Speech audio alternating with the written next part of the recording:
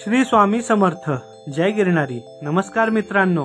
Mobile ही आपल्या जीवनामधली अत्यंत अविभाज्य गोष्ट बनलेली आहे.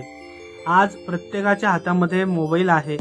हा आत्ताचा व्हिडिओ पण तुम्ही तुमच्या हातात असलेल्या मोबाईलमध्येच पाहत आहात. हा मोबाईल हाताळत असताना त्याचा नेहमी स्क्रीन गार्ड फुटणे, जी मोबाईलवरती काच लावलेली असते ती फुटणे, किंवा डिस्प्ले असतो त्याला तडा जाणे, तो क्रॅक होणे, तो फुटणे.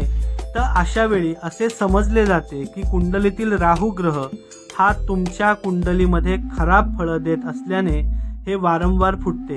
आता तुम्ही म्हणाल त्यात काय एवढं, ही तर अगदी छोटीशी आणि अत्यंत सामान्य गोष्ट आहे. मित्रांनो थांबा, ही काही छोटी गोष्ट नाही.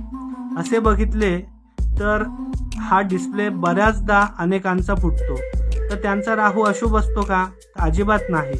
तर त्या सर्वांचा राहू खराब नसेल, परंतु ही घटना ज्यांच्या बाबतीमध्ये वारंवार घडते, सारखी घडते, तरच हा राहू त्यांचा खराब असतो. अशा लोकांचे मन नेहमी डिस्टर्ब असते, मनात नकारात्मक विचार असतात, अस्थिर प्रवृत्ती असते, त्यांच्या जीवनामध्ये ताणतणाव, ट्रेस असतो, मतभेदाचं प्रमाण वाढलेलं असतं, पती पत्नींमध्ये त्यांच्या नात्यामध्ये दुरावा निर्माण झालेला असतो, घरामध्ये मतभेदांचं प्रमाण वाढलेलं देखील असतं. त्यामुळं आपल्या मोबाईलची काच फुटली तर ती लगेच बदलायला पाहिजे. तशी ठेवू नका. डिस्प्ले फुटलेला तसाच वापरू नका. अनेकांना सवय असते की ते तसाच वापरत बसतात, कुठंतरी काटकसर करतात आणि नकारात्मक गोष्टी त्यांच्या जीवनामध्ये आणतात. वारंवार डिस्प्ले फुटू नये याची आपणच काळजी घ्यायची आहे.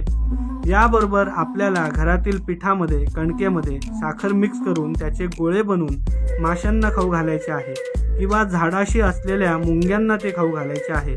यामुळं तुमचा बिघडलेला राहू चांगले फळं देतो व जीवनातील नकारात्मक गोष्टी कमी करतो. नकारात्मक गोष्टी म्हणजे काय? पैसा न टिकणे, कामामध्ये अपयश येणे, घरामध्ये मतभेद होणे, कर्ज वाढणे, या गोष्टी तुमच्या कमी होण्याकरता या उपायाने निश्चित मदत होईल. आपल्याला हा उपाय अत्यंत श्रद्धेने करायचा आहे. धन्यवाद.